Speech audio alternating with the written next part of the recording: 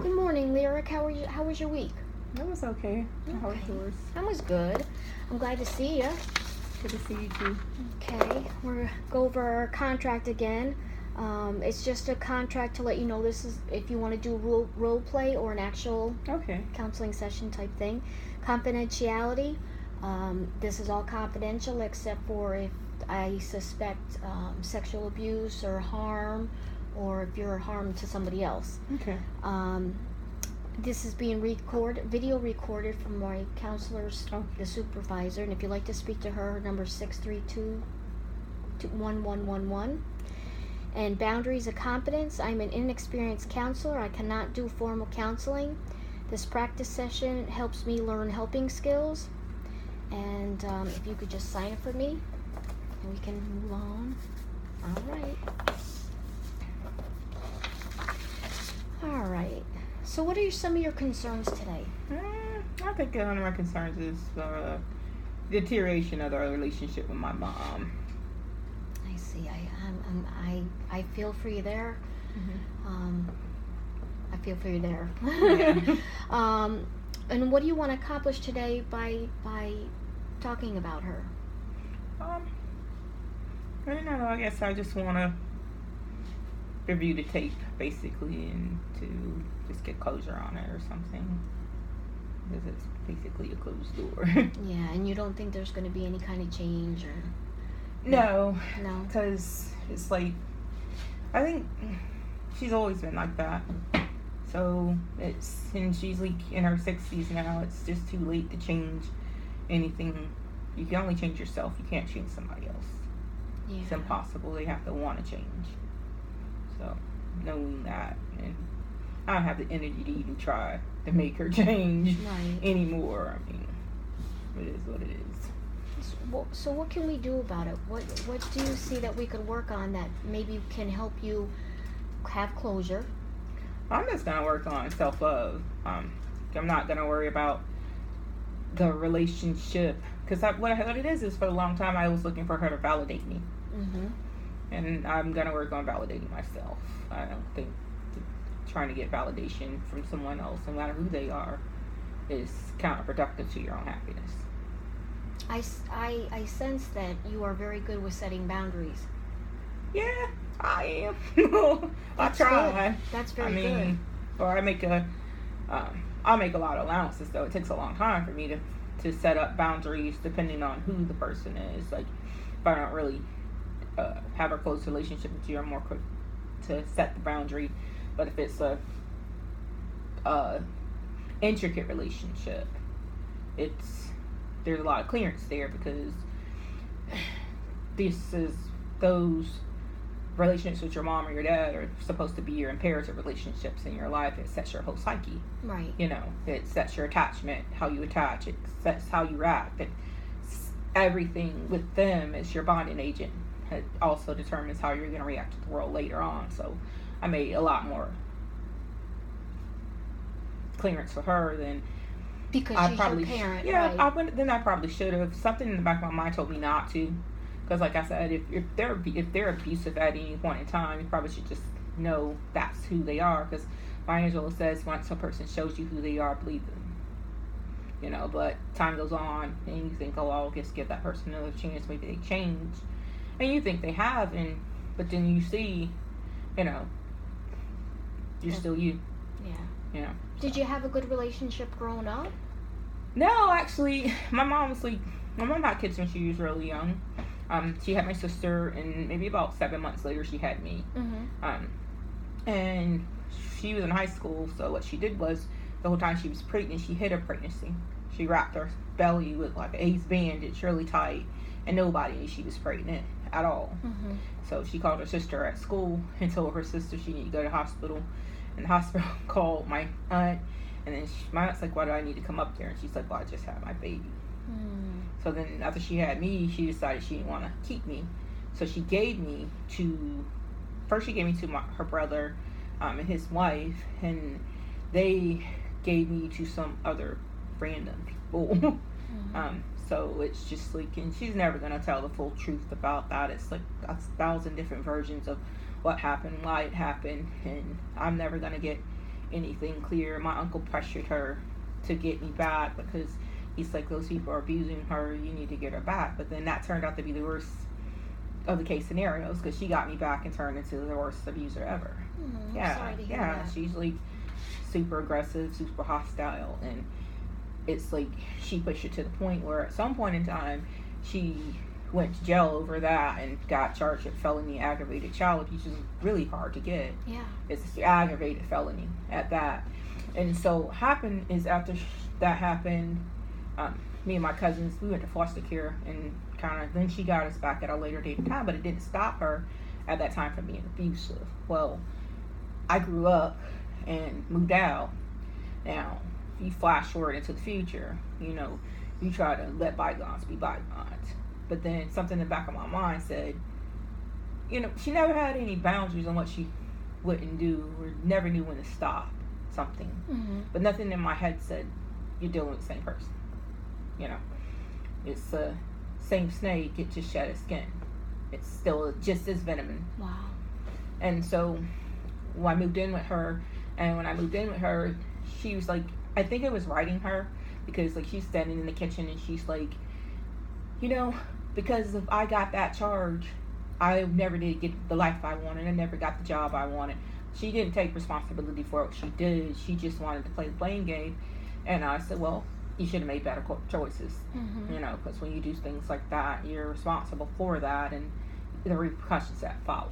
Right. Well, after that, I had hell on my hand. Yeah. And so she would do like stuff like set up obstacles like on the stairs for me to get around them or step over them. I have like a neuromuscular syndrome, which affects mobility, so I would try to have to navigate that. Wow. So it's just like it got worse and worse and worse, and to finally I just said that's my cutoff point. It's just like I told her, I said, you know, I'm satisfied with you never gonna love me, and I understand that now. I said, and I'm not gonna try anymore. I don't want you to try. You know, just let it be whatever it is. And because I'm tired of searching for something I'm never gonna find, and you don't treat my sister like that. Yeah. But I think her and my sister have a bond because she kept my sister as a baby, and she has an attachment to her. She doesn't have an attachment to me. So. Do you have a relationship with your dad? So a semblance of a relationship. My dad is disabled. He can't talk. He can't really communicate. So the only thing you do is buy him little stuff and try to make him happy. And do you feel, even though he is can't talk, do you feel love from him still? I'm not gonna say still, because I've never had that relationship with him from about 12 to 21. Before 12, I can remember him well, but it's just like he never did anything to me.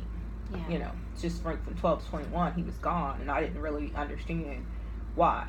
Mm-hmm. But then later on, it was my mom. Like when everybody explained everything, my mom kept him away from us, and I thought it was him, so I was angry at him for like the longest time. And it wasn't him; it was her. Mm-hmm. Can you share with me how you felt about all this? How did you feel when you were at bed at night alone, trying to go to sleep? Did you think about your day, or wasn't, how did you feel about I felt betrayed. Your life? I felt betrayed. I felt like you need to be able to choose your family, just like you do your friends. Because I definitely wouldn't have picked her. There's no way that you were gonna pick a person that doesn't care about you, or don't love you, or that only judges you, or that self-righteous, they can't see their own flaws, that thinks that whatever they've done should be forgiven, and you do one thing which is minor or something, and they think that's the sum of you. And like I told her, I said, you don't understand the truth of you, and you can't see what's going on inside of you, and you're just causing chaos in other people's lives. I said, you just don't know how to love people. Do you have a relationship with your sister? I do. I love my sister. Oh, good. Yeah. Well, that's great. Yeah, I love my sister. I mean, she a mess, and she hard to get along with because she feisty, but like she got a good heart. That's like, you got to understand the dynamics of a person. Mm-hmm. She has a good heart. She make me mad sometimes because like she talked to my mom any type of way, like she crazy, and I never did that. And my mom just be like trying to appease the situation or try to make a truce with her. But if I be like, say one thing that's truthful, even though it's not disrespectful, my mom would come out with pure hatred and pure venom, pure spite. Even, and so I said, look, she talks to you like you're a child and like you're nobody 24 hours a day, 7 days a week without exception. I say one thing to you and it's respectful, but you don't like what I said. I say, and it's the end of all things. I said, but that's just a sign of we don't have a bond. Yeah. You know. You have children? Yes. You have a good bond with them? Yeah. Awesome. Good things fall all right. I bet they are. So what I'm really hearing is you don't want to change anything, but you want to be able to close the door and be able to move on. Yeah. And kind of like for me, I had to close the door on the chapter with my parents. Yeah. And because they were just hurting me too much, and I was sick of being defined by my past. Yeah. You do. You know, so. And yeah. I felt like that's what she tried to do to me. I think that she was projecting. Yeah. What happened in her past onto me as if it was my past. But what you gotta understand is these are children you were abusing. Yeah. Like they have no choices. They have no say in what's happening at that time. That's your choice. You did that. You need to take responsibility for it and stop blaming other people for your actions. So that's how I see it. But now it's to the point where I just want her out of my life, and I don't. And sometimes I think about it because I have to still see her sometimes because she be with my sister. Yeah. And so like, I'll say hi. You know, I don't want to. I know. But then I don't really want to stress my sister out either. So I'll just say, hey mom, you know, how are you? And let that be that. And the whole way she acts, her body language and everything, you can tell it's just pure hate. And so it's just like she can't even look at me. She's like looking everywhere. I mean, her body's so tensed up and so in a defensive position the whole time that it's insanity. And I'm sick of that insanity. Yeah. I don't need it, and I definitely don't deserve it. And I will not put up with it. So she can go. Well, I have to commend you because with other clients that I have, the way they were brought up or treated as a child, they are treating their children the same way. My children are priceless. Well, that's what I'm saying. Yeah. You've learned from your hurt, and you don't want to hurt them. Whereas other parents have been with, well, that was the way I was brought up. The blame game. I think that when I was coming up, the way she abused us, Mm-hmm. the way my mother abused me, I will never ever get over it. Right. You know, I'm pretty fair skinned, and my mom beat me to the point where from the top of my shoulders to my ankles was one solid color of black, blue, and green without any space in between. Wow. So I mean, I knew right then and there. My kids didn't get spanked. I didn't beat my kids. I didn't resort to any type of physical punishment. Right. You know. Right. That's a strength. Yeah. I talked to them. I think my kids would have preferred I would have just went ahead and just spanked them because I talked to them and tried to process everything, you know, like with logic. Mm-hmm. But I didn't do the whole spanking corporal punishment thing with them. I felt like it was, it violated my own rights. It violated my human rights, the right to be human without to be subjected to that type of physical abuse. Right. You know.